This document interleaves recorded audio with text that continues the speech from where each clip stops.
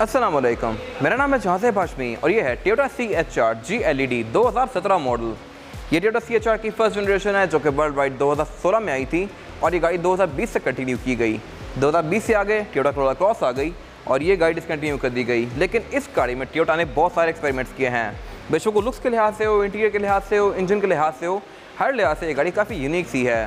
Toyota mostly अपनी design languages follow करता है, हर गाड़ी में आपको टोयोटा वाला टच नज़र आता है, but this car is a different story. खैर, ये गाड़ी है भी हाइब्रिड, फीचर भी अच्छे ऑफर करती है और उसके अलावा कैटेगरी के लिहाज से भी ये कॉम्पैक्ट SUV है और CHR की फुल फॉर्म भी बेसिकली कॉम्पैक्ट हाई राइडर है।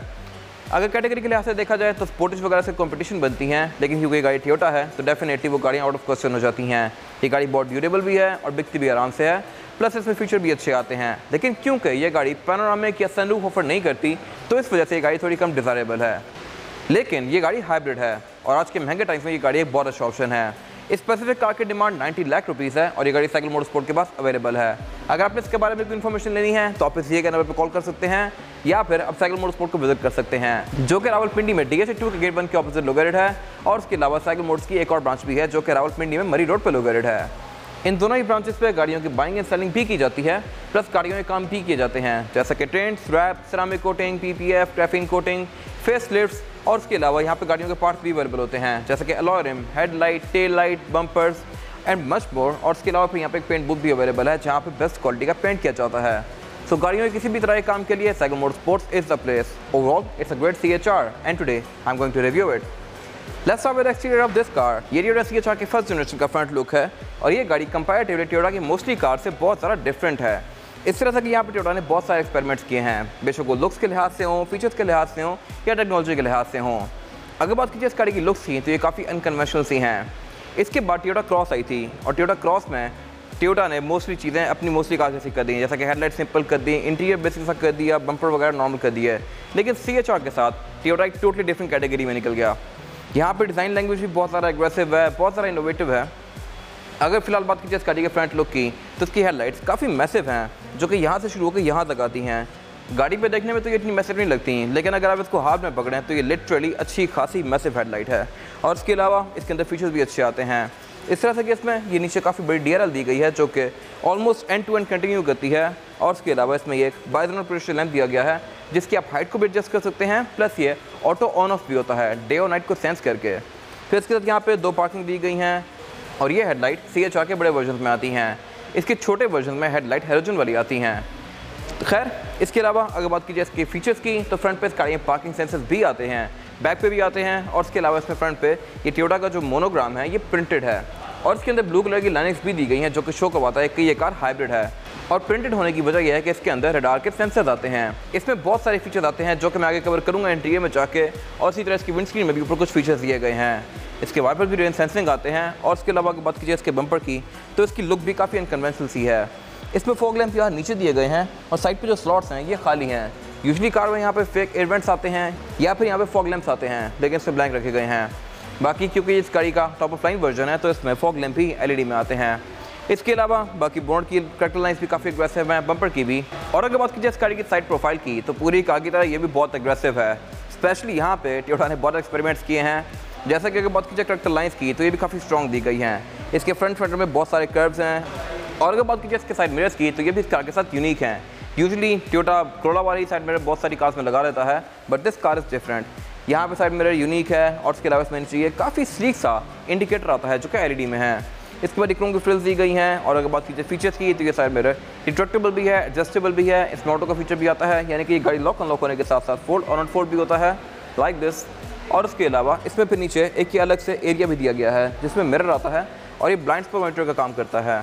फिर इसके अलावा इसमें ब्लाइंड स्पॉट मॉनिटर इटसेल्फ भी आते हैं। अगर यहाँ पे कोई चीज़ है या ऑब्स्टिकल है तो ये गाड़ी इंडिकेट करेगी कि यहाँ पे आप टर्न ना करें। जैसी वो चीज़ क्लियर होगी ये ब्लाइंड स्पॉट मॉनिटर बंद हो जाएगा। ये अगर मेरे ख्याल से एक अच्छी चीज़ है। इसके अलावा फिर यहाँ पर हाइब्रिड की बैचिंग दी गई है और इसके टायर के आसपास ये एप्रन्स कंटिन्यू करते हैं जो कि इस गाड़ी के लुक में एक अच्छा टच ऐड कर रहे हैं। और ये इस गाड़ी की एब्सोल्यूट साइड प्रोफाइल। अगर बात कीजिए इसकी कैटेगरी की तो ये गाड़ी कॉम्पैक्ट SUV है, ये क्रॉस ओवर है। CHR का मतलब भी बेसिकली यही है कि CHR stand for compact high rider. और ये गाड़ी हाई राइडर तो है ही सही, इसकी हाइट काफ़ी अच्छी खासी है, ग्राउंड क्लियरेंस गाड़ी की अच्छी है। और उसके अलावा साइज़ के लिहाज से भी ये गाड़ी MG स्पोर्टेज वगैरह जितनी हैं। अगर बात की जाए फीचर्स के लिहाज से तो ये गाड़ी एक बहुत अच्छा ऑप्शन है, और अगर इसके साथ की गाड़ी देखी जाए तो वो MG HS PHEV बनती है, जबकि वो गाड़ी कंपैरेटिवली से बहुत महंगी है, और उनके स्टैट्स में आगे जाकर कवर करूँगा इंजन सेक्शन में। फिलहाल अगर बात की जाए इसकी साइड प्रोफाइल की तो इसमें जो एप्रन्स आते हैं वो सेंटर में आगे काफ़ी थिक हो जाते हैं और इसकी लुक को और ज़्यादा अच्छा बना रहे हैं। इसके अलावा इस गाड़ी में एप्रन्स वगैरह कंपनी स्टैंडर्ड आते हैं, इसमें कोई पैनोरामिक रूफ या सनरूफ वगैरह नहीं आती, जो कि मेरे ख्याल से अगर होती तो बहुत अच्छी बात थी। इसमें सिर्फ एक यही चीज़ मिसिंग है जिसकी वजह से ये गाड़ी थोड़ी सी कम लोगों को अट्रैक्ट करती है, लेकिन अगर इसमें सनरूफ या पैनोरामिक रूफ आती तो ये गाड़ी बेस्ट सेलिंग होती। और अगर बात की जाए इस गाड़ी के रेयर एंड की तो यहाँ भी फ्रंट की तरह ही काफ़ी अग्रेसिव प्रैक्टिकल लाइन्स दी गई हैं, रेयर फेंडर्स में भी और डोर्स में भी। प्लस इस गाड़ी में जो रेयर डोर है इसका हैंडल वेसल की तरह का आता है, यानी कि ये ऊपर पिलर्स में दिया गया है। अब इसको यहाँ से ओपन करेंगे और बेसिकली इससे इसकी डोर की लुक थोड़ी क्लियर सी हो जाती है। यहाँ से इसकी प्रैक्टिकल लाइन स्मूथली कंटिन्यू करती हैं। इसका एक ड्रॉबैक है, और वो ये है कि इसकी जो रेयर विंडो है ये बहुत छोटी है। मैं आपको अंदर से बैठ के दिखाऊंगा कि इसकी जो ये वाला एरिया है इसने इसकी विंडो का एक बहुत सारा एरिया कवर कर लिया है, जो कि मेरे ख्याल से एक अजीब चीज़ है। बाकी इसमें क्रोम वगैरह काफ़ी ज़्यादा आता है यहाँ पे, और इसके अलावा इसमें रिम भी 18 इंचेस के आते हैं, जो कि मैं आगे कवर करूँगा अभी। इसके बाद अगर बात कीजिए इस गाड़ी के रेयर लुक की तो अगेन ये भी पूरी कार की तरह काफ़ी अग्रेसिव है, और टोयोटा ने यहाँ ही बहुत सारे एक्सपेरिमेंट्स किए हैं। इसकी टेलर्स जो हैं ये काफ़ी हद तक सिविक एक्स जैसी हैं, लेकिन ये पूरी ही LED में है। इसके बेशक ब्रेक लैंप हो, रिवर्स हो या ब्रेक लाइट हो, ये सारा कुछ LED में है। और इसके अलावा इसकी डिज़ाइन भी अच्छा है, इसका आधा पार्ट ट्रंक में है, आधा बॉडी के अंदर है। और अगेन इसका रेयर बम्पर भी काफ़ी अनकन्वेंशनल है, इसमें करेक्टर लाइन्स काफ़ी स्ट्रॉन्ग दी गई हैं, और एप्रन्स का ही एक एरिया यहाँ पे आके बहुत बड़ा हो जाता है। ये मेरे ख्याल से थोड़ी सी अजीब चीज़ है, इस तरह से कि ये वाला एरिया चीप प्लास्टिक है, जो कि टाइम के साथ साथ फेड हो जाता है। अगर आप इसको पॉलिश करते हैं तो फिर ये ठीक रहता है, वरना ये फेड होकर इस गाड़ी को बड़ी पुरानी सी लुक देता है। यही इस तरह का पार्ट रोलर ग्रैंडियर भी आता है पाकिस्तान में, और वो भी इसी तरह ही है, कुछ टाइम बाद वो फेड हो जाता है।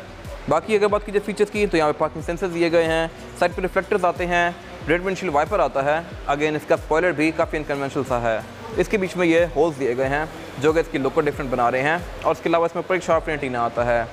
अगर बात की जाए इसका ट्रंक कैपेसिटी की तो ट्रंक को लॉक करने के लिए नीचे यहाँ पे ग्लीज दिया गया है, और इसकी ट्रंक कैपेसिटी जो कि 4 से 5 लोगों के लगेज के लिए काफ़ी ज़्यादा स्पेशियस है। और अगर आपने इसके ट्रंक को और ज़्यादा स्पेशियस बनाना है तो आप इसके सेकंड रो सीट्स को भी फोल्ड कर सकते हैं। ये सीट 60-40 के स्प्लिट के साथ हैं, जिनको फोल्ड करके आप इस गाड़ी की ट्रंक कैपेसिटी को बहुत ज़्यादा खुला कर सकते हैं। और इसके अलावा ट्रंक इटसेल्फ भी काफ़ी स्पेशियस है। फिर इसमें बूट सेपरेटर भी आता है, जो कि आप निकाल सकते हैं क्या लगा भी सकते हैं। और इसके अलावा इस नीचे दी गई लिड को उठा के आप इस गाड़ी की टूल किट एक्सेस कर सकते हैं। इसमें स्पेयर टायर नहीं आता, आप ऐसे लेके रख सकते हैं, लेकिन इसमें आता नहीं है।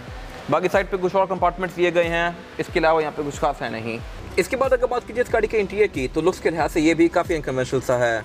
इसमें बहुत सारी डिफरेंट लेयर्स दी गई हैं, और इसकी कैरेक्टर लाइन्स भी हर कार से डिफरेंट हैं। प्लस इसमें यह हेक्सागोनल पैटर्न बहुत सारे दिए गए हैं जो कि छत में हैं, और इसके अलावा और भी बहुत सारी जगहों पे हैं जो कि मैं आगे कवर करूँगा अभी। फिलहाल अगर बात कीजिए इस गाड़ी के स्टीयरिंग व्हील की तो स्टीयरिंग व्हील इस गाड़ी का लुक्स के लिहाज से काफ़ी अच्छा है, और अगेन ये भी यूनिक है। ऐसा स्टीयरिंग व्हील मैंने किसी और कार में नहीं देखा CHR के अलावा। अगर बात कीजिए इसके फीचर्स की तो फीचर्स गाड़ी में अच्छे दिए गए हैं। लेफ्ट स्पोक पे इसमें मल्टीमीडिया सिस्टम के कंट्रोल्स दिए गए हैं, और राइट स्पोक पे इसके जो MI डिस्प्ले है इसके पीछे नेविगेट करने के कंट्रोल्स दिए गए हैं। और उसके अलावा यहाँ पे कुछ और कंट्रोल्स भी आते हैं फिर, जैसे कि lane departure assist, radar on off करने का कंट्रोल, और उसके अलावा इसके बैक पे क्रूज कंट्रोल भी दिया गया है। इस गाड़ी में क्रूज कंट्रोल भी एडॉप्टिव आता है, यानी कि ये गाड़ी अगली गाड़ी के लिहाज से अपनी स्पीड को कम या ज़्यादा करेगी, जो कि अगेन मेरे ख्याल से एक अच्छी चीज़ है। और इस कैटेगरी में सिर्फ MG या प्रोटॉन ऑफर करती हैं, बाकी स्पोर्टेज वगैरह में भी ये चीज़ नहीं आती। फिर ये स्टीयरिंग व्हील है भी लेदर की फिनिश में, और इसके अलावा इसमें एयरबैग भी टोटल 8 आते हैं। एक एयरबैग स्टीयरिंग व्हील के अंदर माउंटेड है, एक डैशबोर्ड में, 2 पिलर्स में, 2 बैक पे, और फिर 2 सीट्स के साइड पर। इसके अलावा अगर बात की जाए इस गाड़ी की हेडलाइट के कंट्रोल्स की तो हेडलाइट्स में इस गाड़ी के ऑटोमेटिक का फीचर भी आता है। फिर इसके अलावा इसमें फॉग लैंप भी दिए गए हैं, इसमें वाइपर भी रेन सेंसिंग है, यानी कि बारिश को सेंस करके ऑटोमेटिकली ऑन या ऑफ भी होंगे हैं, और फिर अपनी स्पीड को भी कम या ज़्यादा करेंगे। तो इसमें डुअल ऑटो दिया गया है बेसिकली विंडशील्ड वॉशर्स के अंदर। अगेन ये मेरे ख्याल से एक अच्छी चीज़ है, और पाकिस्तान में आपको किसी कार में देखने को नहीं मिलेगी। इसके अलावा अगर बात कीजिए इस गाड़ी के मीटर की तो मीटर इस गाड़ी का फेयरली सिंपल सा है। इसके लेफ्ट जो डायल दिया गया है ये बेसिकली इसका हाइब्रिड का इंडिकेटर है। यहाँ पे ये गाड़ी शो करवाती है कि ये गाड़ी चार्ज हो रही है, इको पे है या पावर मोड में है। और इसके अलावा फिर बाकी यहाँ पे डिफरेंट लाइट्स वगैरह दी गई हैं, और जो राइट वाला डायल है ये इसका स्पीडोमीटर का है। इसमें बहुत सारी डिफरेंट लाइट्स आती हैं, क्योंकि इस गाड़ी में बहुत सारे फीचर्स आते हैं। फीचर्स के लिहाज से ये गाड़ी तकरीबन लैंड क्रूजर V8 के बराबर है। इसमें RCTA भी आता है, रेड क्रॉस ट्रैफिक अलर्ट, फिर ब्लाइंड स्पॉट मॉनिटर्स भी आते हैं, पार्किंग सेंसर्स भी आते हैं, रडार भी आता है, और भी इस तरह की बहुत सारी चीज़ें आती हैं जो कि इसके फीचर्स को लैंड क्रूजर V8 के फीचर्स के करीब ले जाती हैं। खैर अगर बात की जाए गाड़ी के मीटर की हाउसिंग की तो ये पूरी ही लेदर की फिनिश में है और ये ब्राउन कलर में है। CHR में इंटीरियर 2 कलर कॉम्बिनेशन में है, ब्राउन और ब्लैक। ये वाला एरिया इसका ब्राउन में है और इसके बीच में काफ़ी टेक्निकल सी स्टिचिंग कंटिन्यू करती है जो कि इसको काफ़ी अच्छी लुक दे रही है। और इसके अलावा इसके डैशबोर्ड में 2 स्पीकर्स भी आते हैं साइड्स पे। फिर बाकी इसके सेंटर में नीचे एक और लेयर दी गई है ग्लॉस ब्लैक की, और उसके अलावा फिर नीचे एक और लेयर दी गई है जो कि लेदर की फिनिश में है और ये है भी सॉफ्ट टच पैडिंग में है। इसके अलावा फिर इसके सेंटर में एक ये फ्लोटिंग MRI डिस्प्ले दिया गया है, यानी कि डैशबोर्ड से अलग से ऊपर निकला हुआ है, और ये है भी कैनवुड में। प्लस इसकी लैंग्वेज भी मोस्टली इंग्लिश में है तो इसका यूज़ करना भी आसान है और ये इनेबल है। यहाँ पे GPS वगैरह भी शो करवाएगी ये गाड़ी आपको, मैप्स वगैरह। फिर इसमें ऑक्स, ब्लूटूथ, USB इस तरह की सारी चीज़ें आती हैं जो कि लगा के आप इसके अंदर मोस्टली चीज़ें वगैरह यूज़ कर सकते हैं। फिर इसके अलावा नीचे 4 इवेंट्स दिए गए हैं। इवेंट्स स्काई में टोटल 4 ही आते हैं, चारों ही डैशबोर्ड में। सेंटर में एक हेडलाइट का बटन दिया गया है और से नीचे क्लाइमेट कंट्रोल दिया गया है। क्लाइमेट कंट्रोल इस गाड़ी में डुअल जोन आता है। अगेन इस कैटेगरी की मोस्टली कार्स ही डुअल जोन ही ऑफर करती हैं। इसके अलावा इसमें फिर एक एक्स्ट्रा फीचर आता है और वो है इको हीट एंड कूल का। ये चीज़ मोस्टली आपको हाइब्रिड कार्स में देखने को मिलेगी। ये गाड़ी बेसिकली फ्यूल एफिशिएंसी को बेस्ट बनाने के लिए AC की परफॉर्मेंस को ट्यून कर देगी या हीटर की परफॉर्मेंस को भी एडजस्ट करेगी ताकि आपको एवरेज मैक्सिमम मिले। ये चीज़ मोस्टली कार्स में नहीं आती, सिर्फ हाइब्रिड कार्स में आती है। इसके अलावा फिर इस गाड़ी में ड्राइवर और पैसेंजर दोनों की सीट्स हीटेड आती हैं। यहाँ पे हीट सीट्स के कंट्रोल दिए गए हैं जिनके 3 अलग अलग लेवल्स हैं। आप हीट सीट्स को यहाँ से ऑन ऑफ कर सकते हैं। और इसके अलावा इसके क्लाइमेट कंट्रोल के अंदर नैनो वाला फीचर भी आता है। ये फीचर यूजुअली कैमरी, क्राउन वगैरह में आता है, इस गाड़ी में भी दिया गया है जो कि मेरे ख्याल से अगेन एक अच्छी चीज़ है। नैनो वाला फीचर बेसिकली इसका डस्ट पार्टिकल क्लीनर है और ये थोड़ा एडवांस लेवल पे जाके है। और इसके अलावा ये हवा में आयन सेट करता है जो कि डेफिनेटली इंसान की हेल्थ के लिए बेहतर होते हैं। खैर उससे नीचे की स्टोरेज पॉकेट दी गई है, एक काफ़ी मैसिव का फोल्डर दिया गया है। बाकी सारा एरिया पैनल ब्लैक की फिनिश में है और उससे पीछे इस गाड़ी का गेयर लेवर दिया गया है। इस पर जो गेयर सिलेक्शन है वो है PRND और B बेसिकली ब्रेकिंग है, गाड़ी गेयर स्लो करके इसकी ब्रेकिंग करेगी। और उससे पीछे ये इसकी पार्किंग ब्रेक दी गई है जो कि इलेक्ट्रॉनिक है। इसको पुल करके एंगेज और पुश करके डिसएंगेज कर सकते हैं। और साथ इसकी फिर ये ट्रैक्शन कंट्रोल ऑन ऑफ का बटन दिया गया है, ब्रेक होल्ड दिया गया है और साथ इसका EV मोड दिया गया है। EV मोड में ये गाड़ी फुल करंट पे चलती है, यानी कि इसका इंजन यूज़ ही नहीं होगा। आप इस गाड़ी को विदाउट एनी साउंड ड्राइव कर सकते हैं। फिर उससे पीछे यहाँ पे एक और कप होल्डर दिया गया है, ये भी काफ़ी मैसिव है। इसमें 2 कप होल्डर्स आते हैं लेकिन अलग अलग जगहों पे। फिर उससे पीछे इसका सेंटर कंसोल दिया गया है जो कि साइज़ के लिहाज से काफ़ी स्पेशियस है और इसके अंदर एक पावर आउटलेट भी दिया गया है। इसकी हाउसिंग भी लेदर की फिनिश में है। और अगर बात की जाए इस गाड़ी की सीट्स की तो सीट भी इस गाड़ी की लेदर और फैब्रिक के कॉम्बिनेशन के साथ हैं। इसमें जो फैब्रिक है ये क्रॉस स्टिच पैटर्न में है और लेदर भी इस गाड़ी का काफ़ी प्रीमियम है। अगेन ये ब्राउन में है। अगर बात की जाए डायमंड पैटर्न की तो ये डायमंड पैटर्न की सीट्स के अंदर भी दिया गया है, डोर्स में भी दिया गया है, स्पीकर्स के ग्रिल के ऊपर भी दिया गया है। क्लाइमेट के कंट्रोल्स भी इसके में डायमंड पैटर्न में है। फिर स्टीयरिंग के कंट्रोल भी डायमंड पैटर्न में है। डोर्स में भी इसके डायमंड पैटर्न आता है। इसकी जो केबल लाइट्स वगैरह हैं इसके सारे बटन डायमंड पैटर्न में हैं और ट्रंक के अंदर तक इसका यही डायमंड पैटर्न कंटिन्यू किया गया है। तो ये मेरे ख्याल से कुछ वियर्ड चीज़ें हैं जो कि यूजुअली टोयोटा अपनी कार्स में नहीं करता, बट CHR में टोयोटा ने एक्सपेरिमेंट्स किए हैं ये वाले। इसके अलावा इस गाड़ी की चारों ही विंडो सिंगल टैप वाली आती हैं, यानी कि आप इनको सिंगल टैप से फुली रोल डाउन या रोल अप कर सकते हैं। फिर बाकी इसके डोर पैनल्स वगैरह भी काफ़ी प्रीमियम हैं और स्टीयरिंग के राइट साइड पे कुछ और कंट्रोल्स दिए गए हैं, जैसा कि रडार को ऑन ऑफ करने का और फिर ऑटो लेवलिंग को ऑन ऑफ करने का। इसमें हेडलाइट्स भी ऑटो लेवलिंग वाली आती हैं। इररिस्पेक्टिव कि कार का क्या लेवल है, हेडलाइट इस गाड़ी की स्ट्रेट ही रहेंगी। बाकी फिर यहाँ पे नॉर्मल चीज़ें दी गई हैं। इसमें पुश स्टार्ट भी आता है और उसके अलावा इसमें वैनिटी मिरर ड्राइवर और पैसेंजर दोनों के लिए आते हैं विद अ लाइट। और इसके अलावा इसके एयरबैग के कवर्स भी ये डायमंड पैटर्न में दिए गए हैं। फिर इसके अलावा सेंटर में केबल लाइट्स दी गई हैं जो कि LED में है। रियरव्यू मिरर इस गाड़ी में ऑटो डिमिंग वाला आता है। इसके अलावा यहाँ पे कुछ खास है नहीं। इसके बाद अगर बात कीजिए इस गाड़ी में रियर पैसेंजर के लिए सीटिंग कैपेसिटी की थी, ये बैक पे काफ़ी ज़्यादा स्पेशियस है। मेरे पास यहाँ पे लेग रूम का बिल्कुल भी कोई इशू नहीं है और हेड रूम का भी, लेकिन बैक पे यहाँ पे 2 लोग आसानी से बैठ सकते हैं। थर्ड पर्सन आना चाहे तो आ जाएगा, लेकिन फिर ज़्यादा कंफर्टेबल नहीं होगा क्योंकि इसमें फ्लोर बेड बिल्कुल फ्लैट नहीं आता, इसमें थोड़ा सा हम्प दिया गया है और इसकी सीट भी सेंटर से थोड़ी सी ऊपर हैं, तो यहाँ पे 2 लोग आसानी से बैठ सकते हैं। और इसके अलावा 2 लोगों के लिए यहाँ पे फीचर्स अच्छे दिए गए हैं, इस तरह से कि इसके डोर में कप होल्डर्स आते हैं, डोर पैनल वगैरह इसके काफ़ी मैसिव हैं और इसके अलावा यहाँ पे एयर बैग्स आते हैं। बाकी सीट बेल्ट्स वगैरह दी गई हैं। सेंटर कंसोल भी नहीं आता इस गाड़ी में बैक पे, ना ही एयर वेंट्स आते हैं, ना ही चार्जिंग आउटलेट आते हैं। बाकी यहाँ पे एम्बी लाइट्स वगैरह दी गई हैं। रेयर बेंचेस के फोल्डेबल हैं, इनको फोल्ड करके आप इसकी ट्रंक कैपेसिटी को और ज़्यादा खुला बना सकते हैं। फिर यहाँ पे ISOFIX के पोर्ट्स भी दिए गए हैं और इसके अलावा इसके जो राइट साइड्स हैं, राइट और लेफ्ट पे, इसमें भी डायमंड पैटर्न कंटिन्यू किया गया है। ठीक है कि मेरे ख्याल से एक मज़े की चीज़ है। और जहाँ तक बात है इसके डोर पैनल्स की, तो डोर पैनल मैंने आपको मेंशन किया था कि काफ़ी बड़ा सारा पोर्शन कवर है। आप देख सकते हैं कि इसके जो डोर पैनल की विंडो है ये बहुत छोटी है, इसके सिर्फ इतना सा पोर्शन ओपन होता है छोटा सा, और इसकी वजह यह है कि इसमें बीच में ये बहुत बड़ा सारा पिलर दिया गया है जो कि इसकी विंडो का काफ़ी बड़ा सारा एरिया कवर कर लेता है। अगर ये ना होता तो मेरे ख्याल से इसकी विंडो बड़ी होती और ये थोड़ी सी खुली खुली फील देती। बैक पे इसमें काफ़ी तंग सी फील आती है और ये गाड़ी क्योंकि ब्लैक कलर में है तो इसका कैबिन भी काफ़ी डार्क सा है। इसके बाद अगर बात कीजिए इस गाड़ी के इंजन की, तो इंजन CHR में 1800 सीसी हाइब्रिड आता है जो कि अच्छा इंजन है और क्योंकि डेफिनेटली ये गाड़ी टोयोटा है तो ये काफ़ी ड्यूरेबल भी होने वाला है। प्लस टोयोटा की हाइब्रिड सेक्शन में भी एक काफ़ी अच्छी ब्रांड वैल्यू है और टोयोटा के इंजन काफ़ी सक्सेसफुल हैं इन कैटेगरी ऑफ हाइब्रिड। तो this car is no different और उसके अलावा ये इंजन प्रियस में भी आता है। बाकी अगर बात कीजिए परफॉर्मेंस फिगर्स की, तो ये इंजन 140 के करीब हॉर्स पावर प्रोड्यूस करता है with 171 newton metre of torque, जो कि अच्छे परफॉर्मेंस फिगर हैं इस बॉडी साइज के लिहाज से। और ये गाड़ी क्योंकि हाइब्रिड है तो इसमें इलेक्ट्रिक मोटर भी आती है जो कि इसके इंजन का लोड डिवाइड कर लेती है, जिसकी वजह से इसका इंजन काफ़ी अच्छी एवरेज देता है। ये गाड़ी आपको तकरीबन 22 से 25 तक की एवरेज दे सकती है डिपेंडिंग अपॉन ड्राइविंग पैटर्न, जो कि मेरे ख्याल से एक अच्छी एवरेज है। और लॉन्ग पे भी ये गाड़ी 15-18 तक की एवरेज देती है। ये एवरेज 660 सीसी कार्स की होती है। तो इस एस की इतनी लग्जूरियस गाड़ी के लिहाज से मेरे ख्याल से ये काफ़ी अच्छी एवरेज है, स्पेशली आज के महंगे टाइम्स में। बाकी ट्रांसमिशन इस गाड़ी में CVT आती है, इसमें ट्रैक्शन कंट्रोल वगैरह भी आता है जो कि इसकी राइड को अच्छा बनाता है। इसके अलावा इसका बोनट स्टैंड से ओपन होता है। इस कैटेगरी में इसके साथ जो कार आती है वो बनती है MG HS PHEV, जबकि वो गाड़ी से कंपैरेटिवली काफ़ी ज़्यादा महंगी है। फीचर्स ये गाड़ियाँ करीब करीब ऑफर करती हैं, लेकिन ये गाड़ी क्योंकि टोयोटा है तो मेरे ख्याल से थोड़ी ज़्यादा डिज़ायरेबल है।